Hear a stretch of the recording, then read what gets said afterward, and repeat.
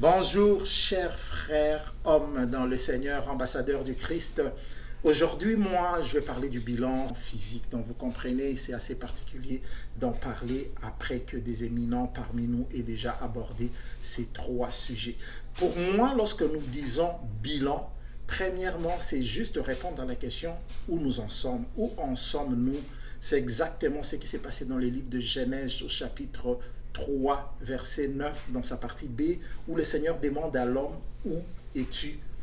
En fait, le Seigneur voulait lui dire, depuis qu'on s'est convenu, depuis qu'on a fait route ensemble, actuellement, où tu en es? Quel est ton bilan? Physique, parce que c'est en lien avec notre corps. Et faire un bilan physique, c'est demander où nous en sommes avec notre corps. Mais à ce niveau-là, se pose une deuxième question. C'est quoi notre corps? Et je donnerai ici pour nous permettre de réfléchir un peu. Notre corps, je le donnerai en 3 points en disant, notre corps, ça correspond à ce qui est moi. Ça veut dire la tente dans laquelle habite mon esprit. Le Seigneur a fait l'homme comme un esprit vivant dans un corps et ayant des émotions. Deuxième point, c'est quoi mon corps? Le corps, c'est aussi les sanctuaires, les temples de l'Esprit des dieux. Et troisièmement, c'est quoi le corps? Le corps, c'est aussi le corps de notre femme, de notre partenaire, de notre conjointe. Donc, c'est quoi mon corps? Je dirais, c'est moi. C'est en lien avec moi.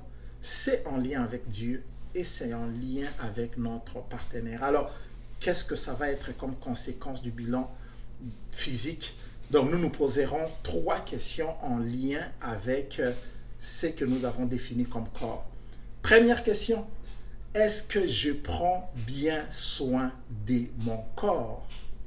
Du point de vue d'alimentation, du point de vue de la santé, du point de vue de l'hygiène et du point de vue de tout ce que nous pouvons avoir, que les autres en ont parlé, parce que notre corps est en lien avec nous-mêmes. Je me rappelle dans Josué 14, verset 11, il y a un homme qui s'appelle Caleb qui pouvait dire, à 85 ans, cette personne-là pouvait dire, je me sens aussi vigoureux qu'un homme lorsque j'avais 40 ans. Ça veut dire que c'est un exemple qui nous montre que Caleb prenait bien soin de son propre corps, de sorte qu'à 85 ans, il pouvait encore dire « Je suis prêt pour l'armée, combattre et arracher encore de villes ». Et il l'a fait réellement. En lien avec la deuxième définition du corps, le temple du Saint-Esprit, c'est « Est-ce que je glorifie Dieu dans mon corps ?» Parce que, disons-nous bien, le corps et l'esprit ont été tous deux rachetés par Dieu à un grand prix. C'est ainsi que dans 1 Corinthiens 6, 19 à 20, je peux lire, ne le savez-vous pas?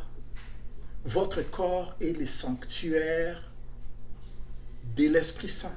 D'autres versions disent, est le temple du Saint-Esprit, qui est en vous et que vous tenez de Dieu. Vous ne vous appartenez pas à vous-même, car vous avez été rachetés à un prix. Et ça se termine par dire, glorifiez donc Dieu dans votre corps. Troisième question en lien avec la définition du corps. Est-ce que je prends soin de ma conjointe comme moi-même? Parce que dans Ephésiens 5, 29, il est dit, jamais personne, en effet, n'a haï ou détester son propre corps. Au contraire, on le nourrit, on en prend soin, comme le Christ le fait pour l'Église, son corps dont nous faisons partie. Voilà, si nous répondons à ces 3 questions, je dirais oui, nous avons matière à réflexion sur notre bilan. Est-ce que je prends soin de mon corps? Est-ce que je glorifie Dieu dans mon corps? Et est-ce que je prends soin de ma conjointe comme moi-même? Que le Seigneur vous bénisse. Bye bye.